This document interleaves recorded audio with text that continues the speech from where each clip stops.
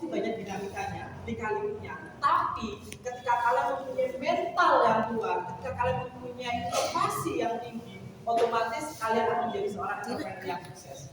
Banyak orang-orang besar, entrepreneur yang sukses itu dimulai dari yang bawah dulu, dimulai dari nol. Jadi kalian harus bisa menikmati proses tanpa protes. Sekarang saya akan merumuskan 3 langkah ketika kalian mau memulai usaha. Yang pertama, ilmu. Ya, jadi konsep keliru yang banyak diterapkan oleh sebagian pengusaha adalah jalan dulu. Jadi jangan sampai kalian itu berwirausaha atau berentrepreneur itu dengan jalan itu aja, tapi nggak tahu ilmunya, fondasinya. Salah satu ilmu yang kalian nanti bisa didapatkan kalau kalian udah lulus sekolah di SMA atau SMK-nya kalian, mungkin salah satunya jalurnya di Uniwara ini. Nah, Uniwara bisa mendidik kalian untuk menjadi seorang entrepreneur yang handal, bisa menjadi seorang entrepreneur yang sangat sukses di bidangnya masing-masing dan bisa menumbuhkan kota Pasuruan, kota kita, mengurangi pengangguran juga. Maka dari itu ilmu itulah sangat penting. Jadi ketika kalian mau berbisnis, ketika kalian mau berwirausaha, mari kita tanamkan ilmu kita cari ilmu kita sebanyak-banyaknya. Dan saya yakin ketika kalian mempunyai ilmu yang banyak, ketika kalian mempunyai ilmu yang bisa menjadi fondasi kalian untuk menjadi seorang entrepreneur, maka kalian akan melangkah ke depannya bakal enak. Jadi nggak dadap-dadap. Soalnya ilmu itu sangat penting. Seperti itu. Yang kedua yaitu mentor.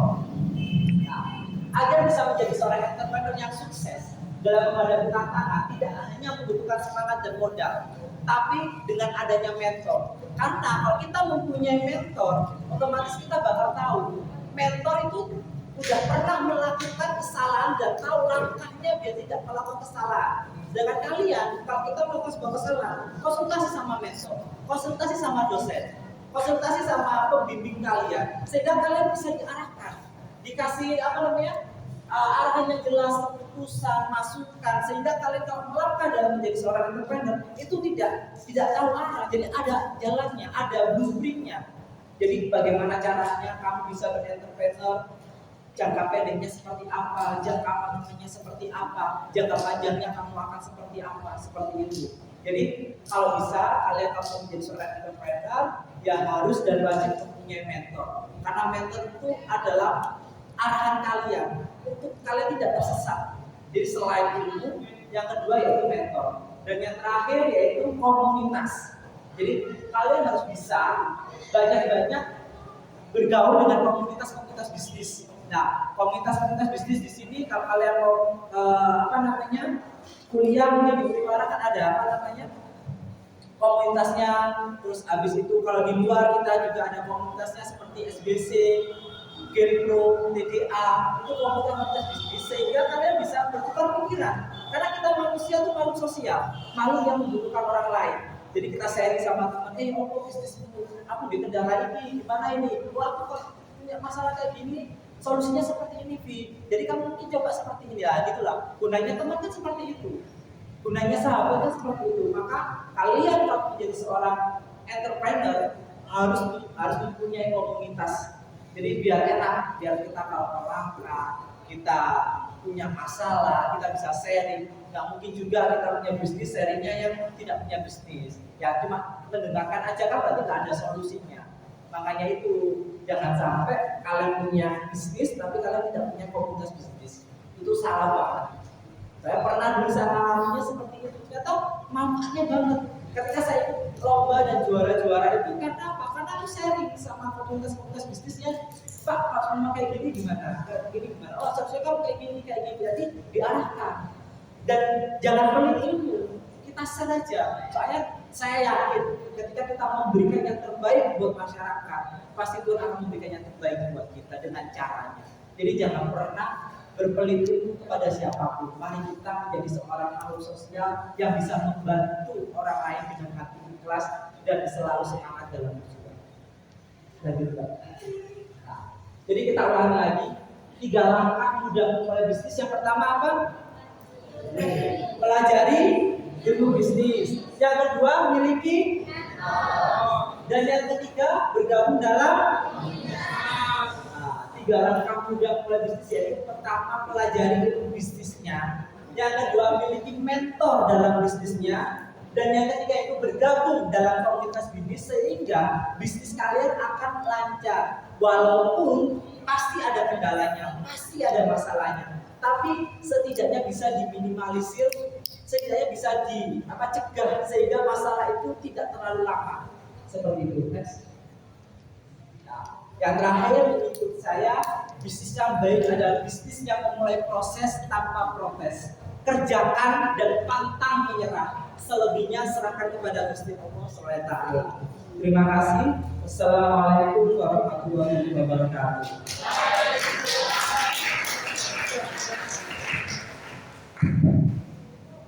Baik, mungkin tepuk tangan lagi untuk teman-teman.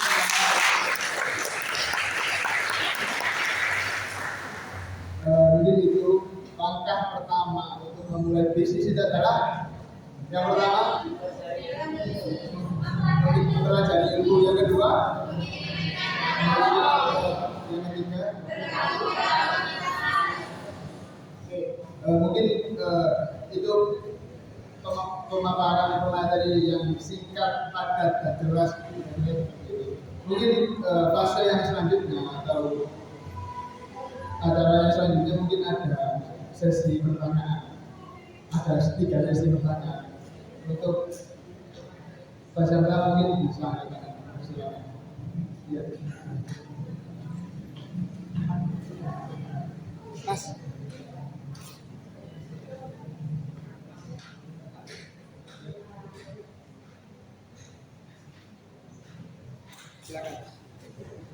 Assalamualaikum warahmatullahi wabarakatuh. Sebelumnya, perkenalkan, nama saya Budi Bunda dari perwakilan SMA Negeri 3 Penawan Masjid. Pertanyaan saya yaitu, strategi apa saja sih yang bisa dilakukan dalam menghadapi tantangan pemasaran digital dalam pemasaran global era saat ini?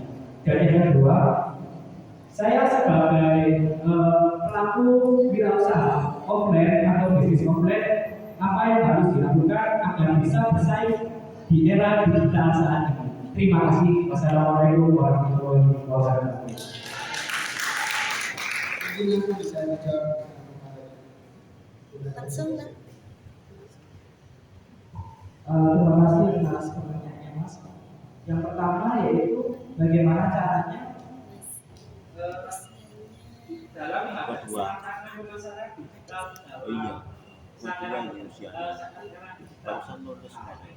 Jadi ini yang pertama, kita tidak boleh memungkiri bahwasanya kita berada di era digital. Jadi kita harus bisa beradaptasi dan selalu ada inovasi. Jadi kita tidak boleh kolot dalam pemikiran bahwasanya sukses itu dulu karena online aja. Tapi ternyata bahwasanya digital marketing termasuk sistem online itu sangat dibutuhkan juga. Jadi contohnya saya melamar kafe ya.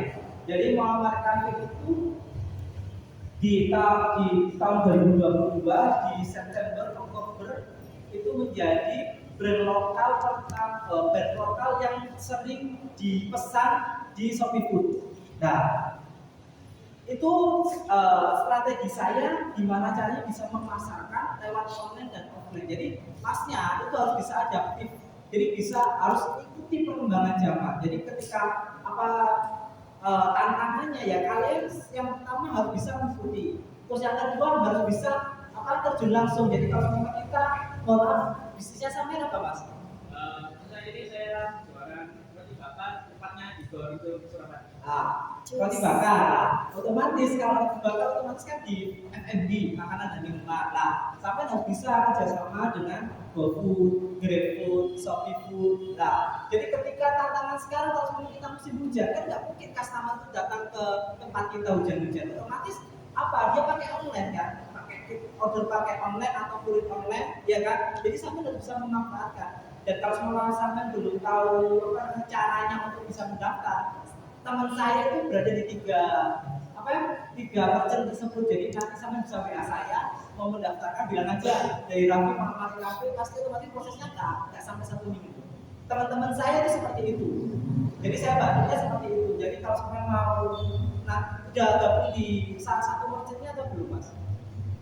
Nah, kalau saran saya digabungkan salah satu merchantnya tersebut, terus diaktifkan di sosial media. Jadi digital marketing nggak harus melalui web online. Jadi Instagramnya sampai harus diaktifkan, terus habis itu Facebooknya juga, pokoknya WA story-nya juga. Jadi saya, kenapa saya bisa bertahan sampai 5 tahun ini, saya ada WA group. Jadi sampai harus bisa, kalau pesan saya harus ada WA group. Jadi setiap customer order minta nomor WA-nya dan dimasukkan di grup. Nanti harus ada benefitnya. Bu, kalau semua sampai masuk di WA grupnya. Brandnya apa namanya mas? Kalau tahu? Ini yang mana ya punya Roti bakar punyanya sendiri apa? lumer lah. Kalau semua sampai masuk di roti bakar lumer, nanti sampai pertama ada diskon khusus daripada sampai tidak masuk di WA group. Nah, terus yang kedua nanti dikasih apa namanya promosi per day hari ini itu apa aja. Terus habis itu kalau ada promosi produk terbaru nanti di WA group itu harganya juga khusus. Jadi sampai harus ada apa ya? Value-nya ketika customer itu masuk di WA group itu yang saya lakukan, dan alhamdulillah sampai sekarang itu ada 645 orang yang masuk di WA group saya. Jadi saya bagi dua, WA group 1, WA group 2, dan itu totalnya 645. Jadi kalau semua kalian sekalian share, otomatis 645 itu kan bakal dibaca. Nggak mungkin dari 645 itu nggak bakal beli, pasti ada yang beli. Tapi itu by proses. Saya dulu itu sampai 2 tahun seperti itu. Ya, ini saya kasih ilmunya biar sampai dapat apa insight baru bahwasanya jualan itu nggak harus dulu offline. Jadi kita harus bisa mengkombinasikan jualan online juga, gitu. Jadi biar apalagi di musim hujan, ya kan? Musim hujan itu sangat berat buat pelaku UMKM yang nggak punya apa kerjasama dengan via online seperti merchant Shopee Food, Grab atau ojek itu. Seperti itu sih mas. Terus pertanyaan kedua, gimana caranya biar apa namanya usaha sampainya offline bisa bertahan dalam persaingan online itu ya. Kalau saya nggak bisa, jadi harus mengikuti perkembangan zaman. Jadi kita nggak boleh boleh kita mempunyai prinsip, tapi kita tidak boleh apa egois. Kalau semua kita punya prinsip, tapi kita lihat perkembangan zamannya seperti ini, oh ternyata perkembangan zamannya kita di zaman teknologi, di zaman AI, di zaman online, jadi kita harus mengikuti. Kalau kita nggak mengikuti, kita pasti bakal tenggelam. Seperti itu. Jadi contohnya sekarang market seperti kasih hyper terus mas kan sepi karena apa?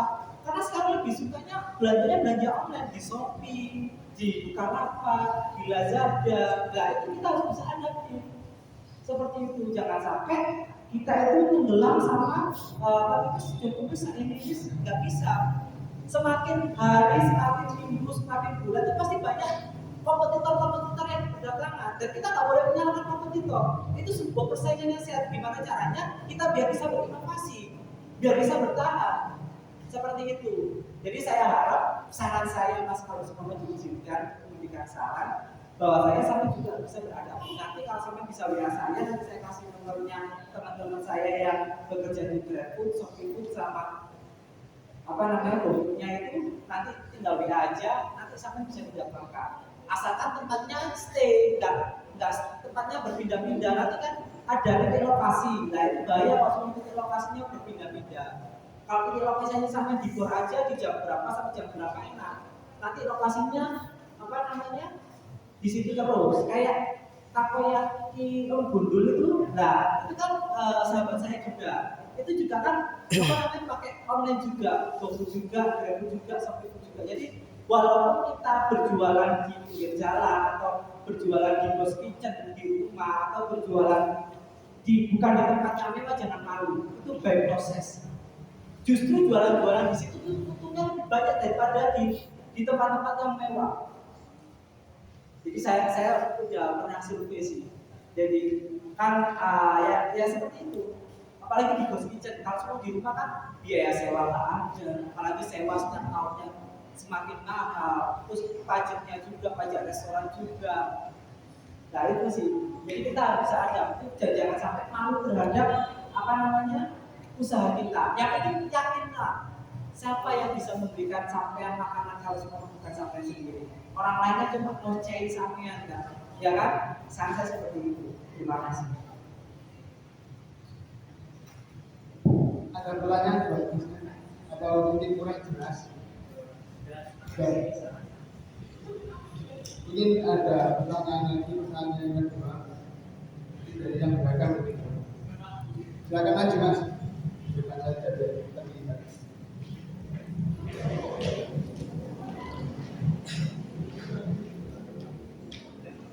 Assalamualaikum warahmatullahi wabarakatuh.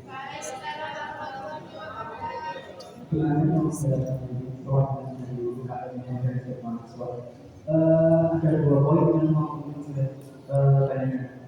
Yang pertama, bagaimanakah tips dan trik ketika kita ingin membaca potensi dari sebuah wilayah untuk kita untuk menjualan apa? Misalkan di daerah X misalnya, kita mau jualan apa? Sekiranya di situ itu laku. Jadi teknik untuk membaca pasar itu apakah ada tips dan triknya? Kalau ada, boleh berbagi dengan kita supaya apa ya? Kita ini bisa membaca peluang di pasar. Nah, yang kedua terkait GoFood, Gojek dan GoFood yang lain, ShopeeFood dan sebagainya, itu kan apa ya? Biasanya digunakan di kota.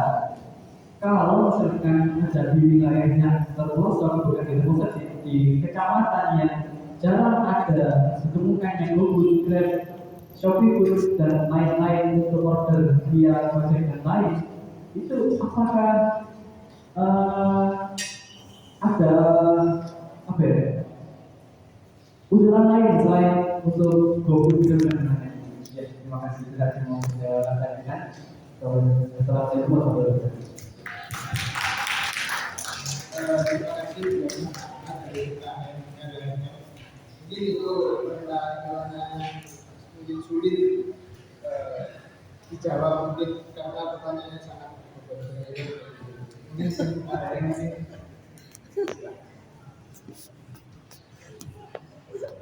Ini setelah saya jawab ya. Yang pertama, pertanyaan yang pertama itu, jadi kita lihat dulu tuh Mas, sampean itu mau di sekitar sampean ya, semua di apa namanya di lokasi X itu dilihat dulu apa namanya yang paling banyak di situ itu apa, terus masyarakatnya itu sukanya apa.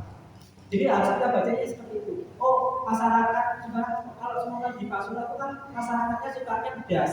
Kalau semua di Jogja itu masyarakatnya sukanya manis. Nggak mungkin sampai kalau semua di Jogja sampai kasih sambal pedas pasti nggak bakal suka. Harusnya sambalnya sambal manis. Kalau di Pasuruan sambalnya harus sambal pedas. Berarti makanan-makanan yang berbau pedas itu yang disukai masyarakat kota Pasuruan. Nah, kalau semua di apa namanya di Pasuruan itu sukanya apa, ayamnya ayam goreng. Tapi kalau semua di Jogja itu kemarin pas kita diskusi sama komunitas itu sukanya yang ungkep-ungkep. Jadi kalau misalnya ayam gorengnya ditaruh di Jogja itu bakal nggak bisa. Jadi sampai lihat dulu kultur budaya yang ada di sekitarnya. Itu dia itu sukanya apa dulu. Masyarakat itu dominan itu sukanya apa? Rasanya suka pedas atau asin, ya kan? Terus apa namanya makanan yang kesehariannya dia itu apa? Nah nanti kalau udah baru kita inovasi. Inovasinya di apa? Inovasinya mungkin di packaging, inovasinya di model promo atau kontennya. Terus inovasinya di cara penyajiannya atau inovasinya di cara pelayanannya. Jadi kita harus bedakan di tempat yang lainnya. Contohnya kemarin viral ayam geprek semua ya. Yang membedakan ayam geprek satu dengan ayam geprek yang lainnya itu apa? Oh, yang pertama ayam geprek ini ayamnya udah bersertifikasi halal. Jadi langsung beli di produsen yang punya sertifikasi halal. Itu kan sebuah value atau different atau pembeda dari ayam geprek yang lain. Terus yang kedua ayam gepreknya ini fresh to order. Jadi kalau semua mati dia order baru dikerjakan atau dibuat, bukan sistem tandon ayamnya. Terus sambalnya juga fresh to order juga, jadi tidak ada sambal tandon. baru ada orderan, baru dikerjakan. Nah, nanti inovasinya seperti itu, Mas. Jadi kita ambilnya di inovasinya seperti itu yang pertama. Terus yang pertanyaan kedua, bagaimana kalau di kabupaten itu tidak ada merchant online seperti GoFood, GrabFood atau ShopeeFood. Nah, yang paling penting ada 3 hal itu komunitas. Perbanyak komunitas. Makanya kalau memang komunitas bisnis, otomatis dia membutuhkan bisnis yang lain. Ya kan? Contohnya saya kemarin punya teman apa namanya bisnis apa namanya itu BPO, open organizer. Nah dia butuh makanan kan bisa nggak buat impact ini standarnya seperti ini. Nah itu jadi perbanyak komunitas, perbanyak relasi, perbanyak apa ya teman, perbanyak sahabat. Jadi jangan sampai kalian berbisnis itu fokus di bisnis tok, nggak bisa. Itu jadi jaring relasi, jaring komunikasi, terus habis itu aktif mungkin di organisasi sosial juga bisa. Nggak harus komunitas bisnis, organisasi sosial. Ketika kalian aktif di organisasi sosial, otomatis pasti ngadain acara. Mungkin makanannya disampaikan. Kan mesti carinya ke teman-teman sekitar, teman-teman yang punya bisnis itu. Contohnya saya di Karangtaruna Kecamatan Purworejo ada bisnis air mineral, ya belinya di mereka. Jadi mesejahterakan sahabat yang punya bisnis terus. Ada yang bisnis snack, beli snacknya di situ. Nah, makanya kita di dalam suatu usaha harus dan wajib punya komunitas, baik komunitas sosial atau komunitas bisnis. Jadi sehingga kita bisa dapat dibantu. Dan yang terakhir, jangan lupa restu dari kedua orang tua dan selalu taat kepadanya. Itu yang paling penting. Sekuat apapun kalian, sepintar apapun kalian, banyak teori yang kalian lakukan, tapi kalian tidak taat sama orang tua kalian, kan tidak taat sama yang di atas, otomatis itu bakal benar dapat orang banyak, tapi nggak bisa menikmati. Seperti itu. Jadi hubungan kalian dengan Tuhan itu harus seimbang. Hubungan kalian dengan masyarakat harus seimbang. Hubungan kalian dengan alam harus seimbang. Ketika ketiga hal itu melakukan sebuah keseimbangan, otomatis kalian akan memberikan sebuah keberkahan. Berkah itu bukan tentang masalah punya uang banyak, tapi berkah itu bagaimana cara kamu bisa menjalani hidup kalian dalam berenterprise atau yang lainnya dengan keadaan ikhlas dan tulus meskipun ada aja rintangannya. Pasti bakal bagus. Soalnya pengalaman saya seperti itu. Jadi contoh pengalaman kasusnya, jadi biar sharing. Jadi dulu pas saya kontrak saya itu setahun itu 45 juta. Nah, 45 juta saya ada uang 25 juta. Nah, di sorenya itu Pak yang punya rumah itu bilang, Mas, nanti sore wajib ada uang 45 juta. Kalau enggak ada 45 juta nanti sampean apa namanya harus out dari ruko itu. Oh iya Pak, siap Pak. Nah, sebelum sampai sore saya berusaha, ada teman saya, tapi aku bingung beli. Padahal aku tak ngomong sama dia. Aku belum nggak nyelip, tak usah berkawis. Nah, aku nggak cerita tentang masalahku seperti itu. Terus ada yang menawarkan. Dan akhirnya dia selesai 45 juta. Kalau nggak ada izin darinya, otomatis nggak bakal seperti itu. Makanya saya ingin meyakinkan kepada kalian bahwasanya jangan pernah melupakan Tuhan, jangan pernah melupakan orang tua, jangan pernah melupakan alam. Karena disitulah kalian akan bakal bisa berkah, sukses itu belum tentu berkah, tapi berkah itu insya Allah pasti akan sukses. Karena setiap keberkahan itu pasti kita bisa menikmati dalam entah itu berat, entah itu senang, entah itu sedih. Kalau kalian melakukan secara ikhlas, pasti bakal berkah. Seperti itu. Terima kasih. Tepuk tangan. Ini dari Bapak ini juga ada pertanyaan ini nanti ada. Mungkin untuk penanya terakhir, silakan. Ini dari Bapak. Silakan Pak.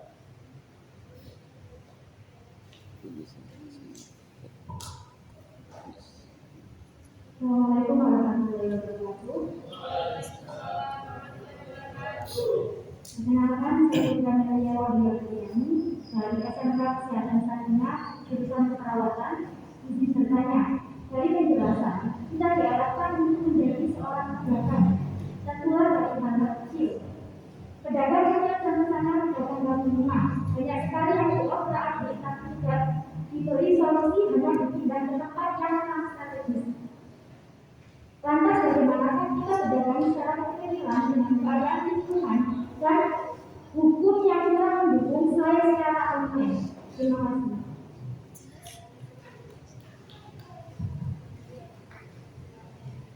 Ini pertanyaan Mohon izin lebih lagi, terima kasih atas pertanyaannya.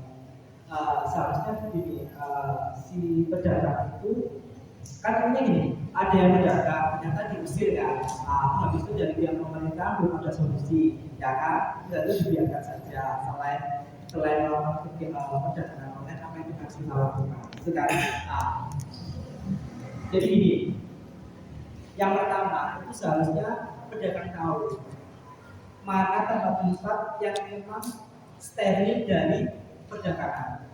Nah, jadinya kan kemarin itu ada kasus di alun-alun. Alun-alun kan harus ada renovasi kan, revitalisasi maksudnya, revitalisasi bahwasanya pedagang di situ nggak boleh barangnya itu ditaruh di alun-alun, harus ditempatkan di Pol Poncol. Nah, itu kan seperti itu kan ada himbauan juga. Itu seperti, jadi kita sebagai pedagang kita harus tahu diri juga.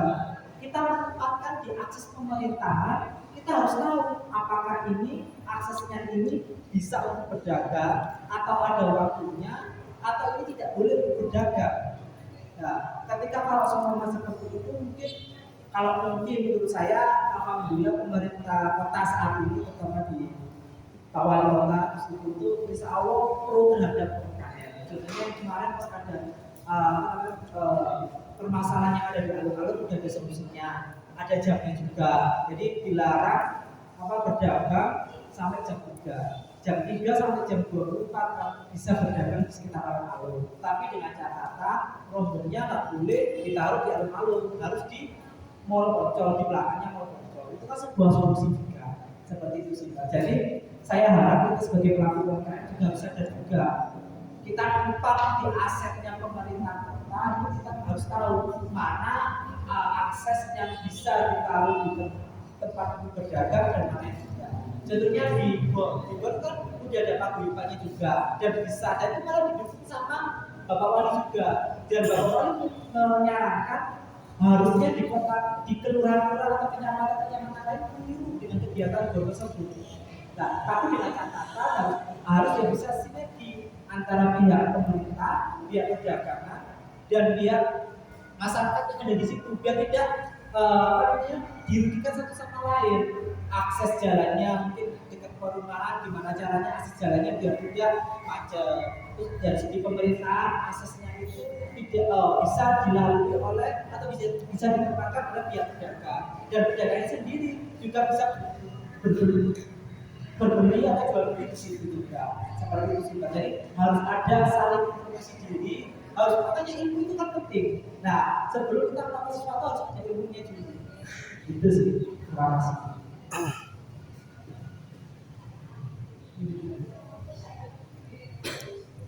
Baik, mungkin itu dari kita. Ini kesimpulannya teman-teman bisa menentukan sendiri kalau sudah